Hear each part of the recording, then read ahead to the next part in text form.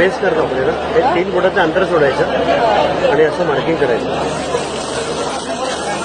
थोडंसं मार्किंग आलं ते मार्किंग खाली आलं. मार्किंग यासाठी केलं आहे की या गोलाच्या आतमध्ये 3 रंग टाकायचे. पहिला रंग त्या मार्किंगवर टाकला.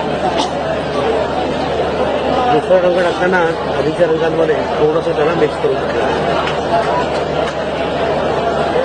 तिसरा रंग हा मध्ये पूर्ण भरून टाकला.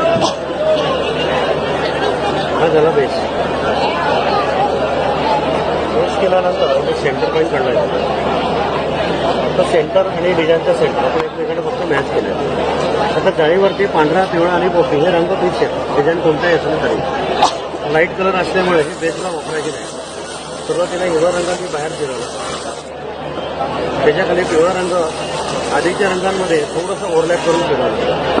तसंच पांढरा पण पिवळ्यामध्ये ओव्हरलॅप करून फिरवलं. आता शेवटी पिवळा रंग पांढऱ्यात मिक्स करायचा आणि डिझाईन हळूहळू हे पूर्ण करायचं. ठीक आहे. आता जे रंग आपण खाली टाकले होते ना त्या रंगांवरती सगळं डिझाईन हे तयार